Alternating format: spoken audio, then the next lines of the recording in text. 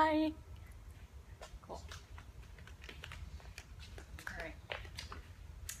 All right, Cheryl, can you remind me what your New Year's resolution was? Well, in 2015, something I realized that I really needed to do was to document things because it was biting me in the rear end because I relied on verbal agreements which didn't hold up. So if I could document my expectations and other people's expectations, then there could never be a misunderstanding. Cool. So when did you realize that these critical conversations were something that you really needed to kind of hone in on?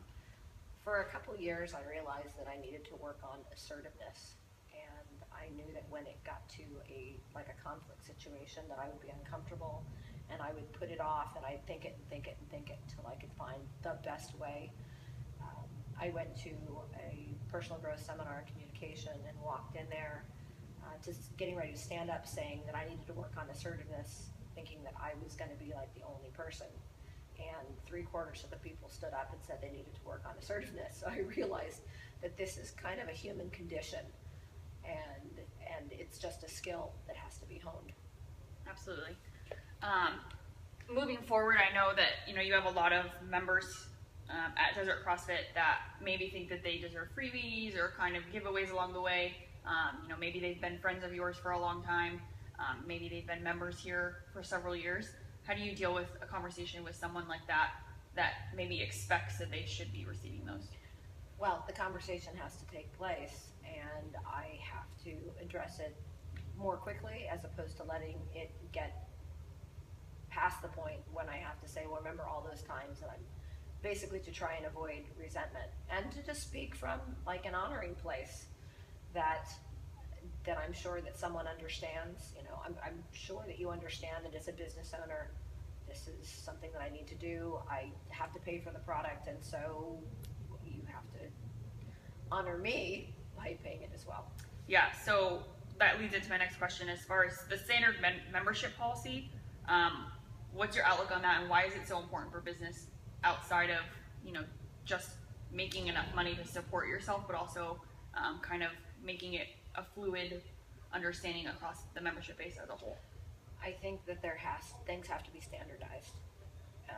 We have certainly memberships available, and will there be an exception to the rule? Yeah, I mean, absolutely. If someone comes in and they have hardship, and I might be able to offer something to help them until they are able to pay full price, but that is an agreement that I make between myself and that person.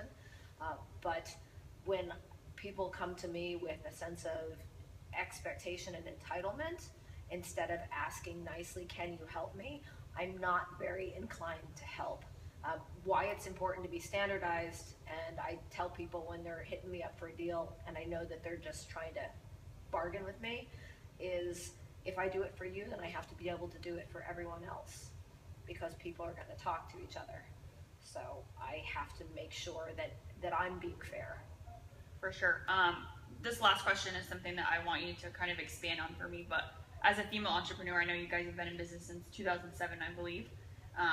What kind of advice would you give to another female entrepreneur, maybe not CrossFit related, it could be any business across all industries, but what advice would you give them as far as dealing with these type of issues that they may be facing? Learn how to deal with being assertive.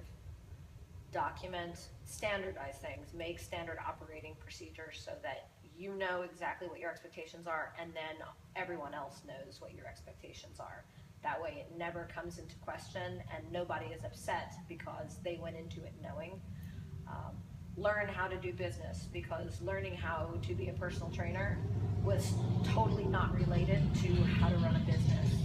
And it's stuff I'm still learning, but they have nothing to do with each other. And build it and they will come philosophy doesn't apply anymore. CrossFit is getting saturated. So it has to be a way to distinguish, to build value for the customer, and to have that value be really easily relayed to them. And that's business stuff. I want to end on this note, but tell me a little bit about why you do what you do. Why does Desert CrossFit exist, and why do people walk into these front doors and sweat in these four walls every day? I think why people come here, everyone's going to give you a different opinion. One of the things that makes these gyms, not just mine, really valuable is the community that builds inside the walls. So I can help add to that by being human, and I start off classes and I tell stories, and it's important to entertain and make people laugh, but it's also important to deliver a quality product. When I first started doing this, I did not intend to start doing this. I was a personal trainer that happened to be out here, and I figured there was no CrossFit yet, and why not? And I met a girl, she became my business partner, but she believed the magic was simply in putting a workout on the board, that was going to do it. And she wasn't really engaging, and I didn't live in the area. When she decided that there was another avenue she wanted to pursue, I had to move here, and immediately within the first month, the clientele doubled, and it continued to keep growing. I do it because I love the community. I love making a difference. I love making a difference. It gives me a reason to get up each day, and at the end of an awesome class, or at the awards dinner from one of our nutrition challenges, when people are taking their pictures and they are so excited because they never thought in a million years they had never been able to get the weight off. It's that kind of stuff. It's making a difference. Your slogan, your tagline is "Train to Excel at Life." What made you decide that was what you were going to use? It used to be "Train to Not Suck at Life," and I mean that's what's on the wall. And that I actually stole from another CrossFit back in 2007, borrowed, because it wasn't trademarked. And I realized that it's not necessarily PC. Someone hears the word suck and they have a negative reaction to it. My mom does. Even though what we're saying is train to not be lousy at life, people hear it a certain way. So I have softened in the years that I have been in business. I was that hardcore aggro, do it, I don't care if it hurts, push through it person, and I'm not anymore.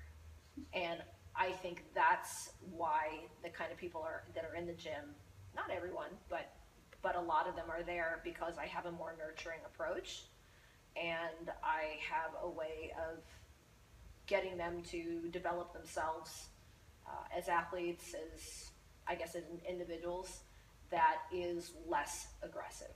So we kind of switched over and we started putting on shirts, not just Train to Suck at Life, because that's great, people think that's fun, but we have Train to Excel at Life as well, because we haven't, actually, the 86-year-old that we have here wears that Train to Not Suck at Life. That's awesome. But some people prefer the more PC version. Great. Well, thanks for your time. Appreciate it. You got it. Bye. Bye. I should leave that in there.